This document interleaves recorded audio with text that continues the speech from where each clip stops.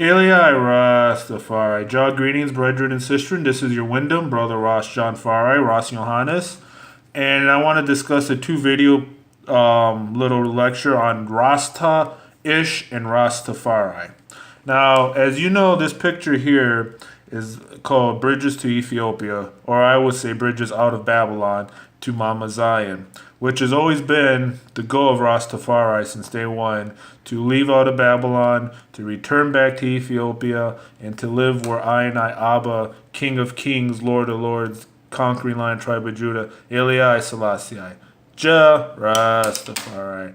And he has set us to sing a land, which I will discuss more in future videos about repatriation and my ideas and goals and my thoughts on the subject. But today I wanted to touch on a subject about Rastafari and Rasta-ish. And one angle I want to go into is this article from 18 Karat Reggae, and it's called "There is Nothing Rasta About White Rastas." Correct. Because when ones hail up Rastafari, Rasta, and I don't like to say Rasta because Rasta is like a synonym for a bunch of false dreads. Anybody can say, I'm a Rasta, I got locks, I can smoke herb, I listen to Bob Marley, but Rastafari is doing the work, so get 'em my way, Haile Selassie. Now, there's some interesting points in this article I read prior to doing this vid that I would like to share with you all. That this person that wrote this made some very good points, and this is one that I like to get into. Now, the Rastafari, let me just mark this here, right up here. The Rastafari movement was started solely for the purpose of resisting white racism, imperialism, colonialism. That is not to say that only black or brown or oppressed people could be Rasta. Denaya Bingi motto is death to black and white oppressors. Therefore, the main tenet of being a Rasta is that you must be anti-oppression, and it was not based on the shade of your skin. Agreed, because Rastafari says death to black and white oppressors, meaning the white supremacist system and their allies, their lackeys or the sellouts that catch a fire when you burn out Babylon. So we say death to black and white oppressors. But there is nothing white when you get into Rastafari. Because when you become and hail up Rastafari, you see yourself as an Ethiopian descendant, not a Mexican, not a German, not an Englishman, not an Irishman, not a Chinaman. You are an Ethiopian descendant from Mama Africa. That's because we are all descendants of that one root. Now, another question here is that must be asked, however, are these white Rastas anti-oppression? If so, what are they doing to combat oppression? The world might not be as oppressive as when the Rastafari movement first started, but it's oppressive nonetheless. Yet we will never see any of these white Rastas do anything that can be remotely considered fighting against oppression.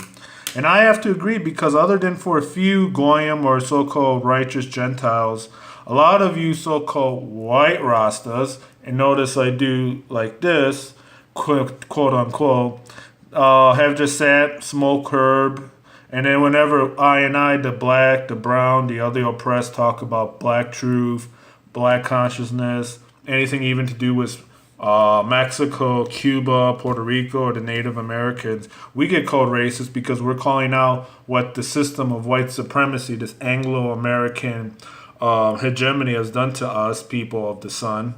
And you all will do at times twist the war speech of His Majesty that if you listen to it, he's speaking against the system of white supremacy that says that one race is based on the superiority of the others and the ungodly doctrines of white supremacy that some of you subconsciously, I have to say at times, uphold by your thinking. The sad thing could be made a huge difference, and I'm going to read, sorry, brothers and sisters. The sad thing about it is white Rastas could make such a huge difference if they choose to. They could chant down racism without being accused of playing the race card. White Rastas could bridge the gap between white and black culture since they have an idea what both goes on both sides of the fences. But it seems they take more an effort than blowing marijuana smoke in the air. Rastas will start carrying the burden. They will dance to real Rastas at a reggae concert, but once the music stops, someone becomes he is too heavy. He is not my brother. And it almost seems like that a lot of y'all choose that route and choose to be fighting the system of oppression.